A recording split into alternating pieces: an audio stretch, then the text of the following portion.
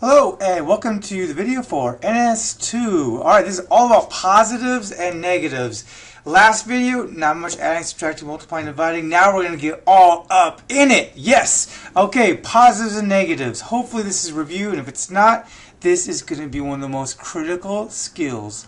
If you learn nothing else from my class, learn this. This will show up in so many different things on the Casey. No, is the whole Casey just, negative 14 plus 9? No.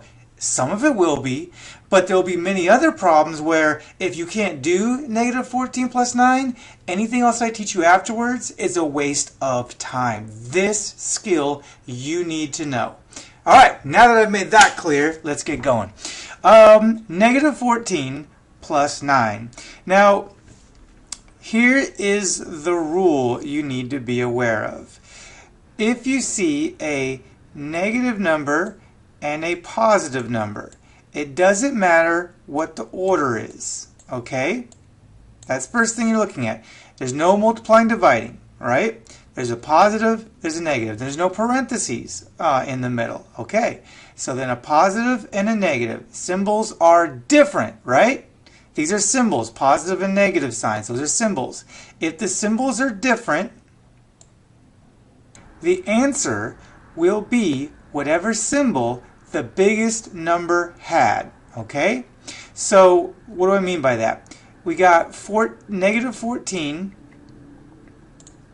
and positive 9. Now, positive numbers are always bigger than negative numbers. But when we're trying to figure out what our answer is going to be, we got a positive number and a negative number, right? Two different symbols, doesn't matter the order. 14 is the biggest digit.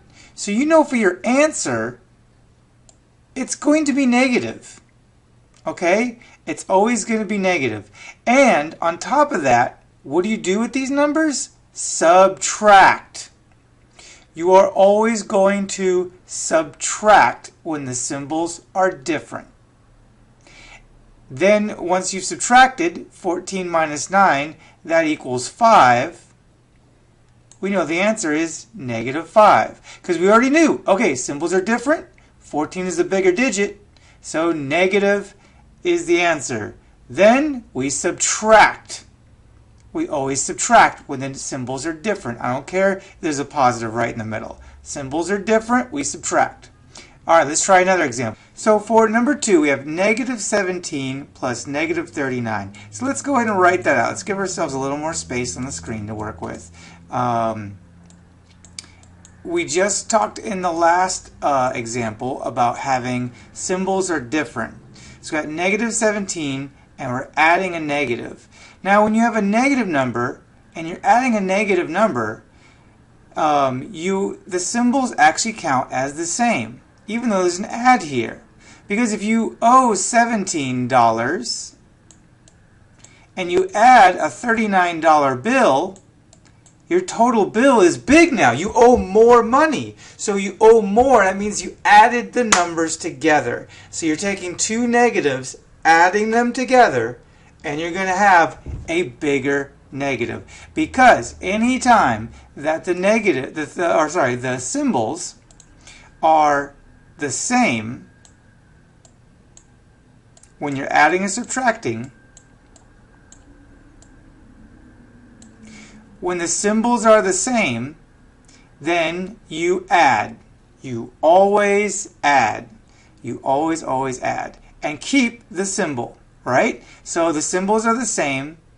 Even though you're adding them together, the symbols are the same. So you know your answer is going to be negative before we do any math at all. Then we're going to go ahead and add them, because if the symbols are the same, you're adding two negatives together, you're going to add the numbers. So that's going to leave you with negative 56. Okay, let's go on to another example. 34 minus 63. Now what we've been talking about, are the symbols the same? Are they different? If a number doesn't have a symbol, like let's make this a little bit bigger. If a number doesn't have a symbol, then you want to add a positive, okay? There is nothing in front of it. No parentheses, no negatives, no exponents, no nothing. So we can assume it's a positive. So go ahead and draw in a positive. And now, what are we seeing? The numbers, the symbols are different. So which number is bigger if you ignore the symbols? Well, 63 is bigger than 34. 63 is negative. So that means our answer is going to end up being negative. But the symbols are different.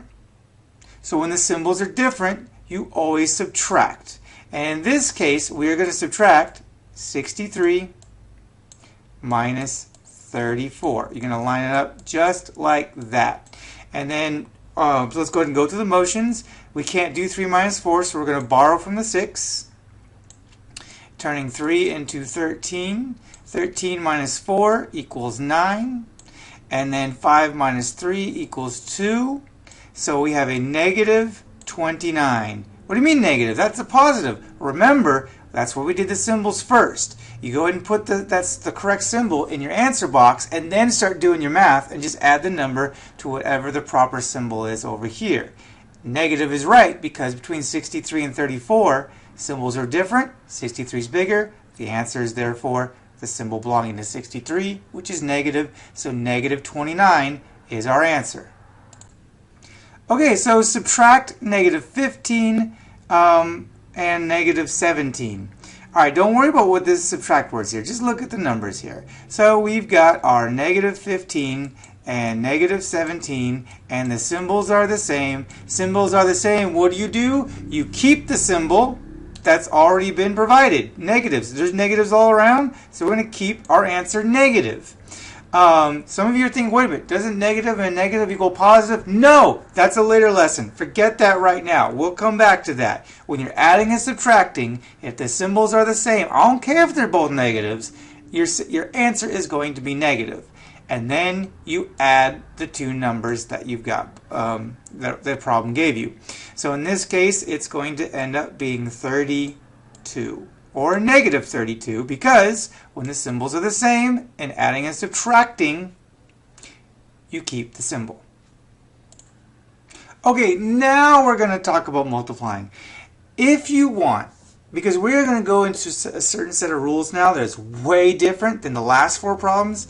If you want to just stop right now and practice on the rest of the worksheet all the adding and subtracting problems and then come back to this part of the video, you can. Or if you just want to get all the notes done first and then do it all at once, you can. Some students kind of want to learn one thing at a time. And on this worksheet, unfortunately, there's 2 things that are not very well related. They're completely separate rules. So you just decide whether you want to stop, do all the add and subtract, get my help now, or if you want to go ahead and finish the video and just do it all together. It's completely up to you. I have no recommendation. You know yourself better than I do. So multiplying. Now, here is some rules you need to know for multiplying. Negative times a negative equals a positive. And a negative times a positive equals a negative. And it actually doesn't matter the order does not matter. You notice I'm putting these parentheses here because parentheses tell you to multiply. And of course, positive times positive equals a negative. Now, we got these rules right here. You're going to want to write these down. I'm erasing them right now. Pause if you need to. Let's go ahead and start multiplying. Now, we can't just multiply 3 times 9 times 2 all in my head all at once. Blah, blah, blah. Nope, can't do that. So we are going to do one set at a time. So, and going from left to right, just like when you read in English class. Or, well, just read in general, right? Okay, so 3 times 9 is going to be 27. Alright, now 27 times 2 is 54. Alright, but we're not done yet. What about the symbols? I completely ignored the symbols. So what I did is I multiplied the numbers first because the negatives here, it doesn't really matter whether they're negatives or positives. You're still going to multiply them all the same way. That's why it's so different than adding and subtracting. Adding and subtracting, sometimes you add, sometimes you subtract. It depends on the symbols. Not for multiplying and dividing. It doesn't matter what the symbols are. You just multiply and divide as if they're not there. Then go back and let's take a look at those symbols. Alright, so first we have a negative times a negative. So a negative times a negative equals a positive, right? Alright, so then a positive times a negative equals a negative. So and there's no more to multiply, so our final answer has to be negative. That's how we decide whether that 54 is negative or positive. Let's look at one last example. Whoa, division! No one told me this is going to be division. Doesn't matter. Doesn't matter. Same rules. We're just practicing the same rules. Okay. Negative and a negative. So we know, see, the last problem, what we did was we did the multiplying first, and then we went to the symbols. You could do it the other way too. Whatever is more comfortable for you. So here we're going to start with the symbols first.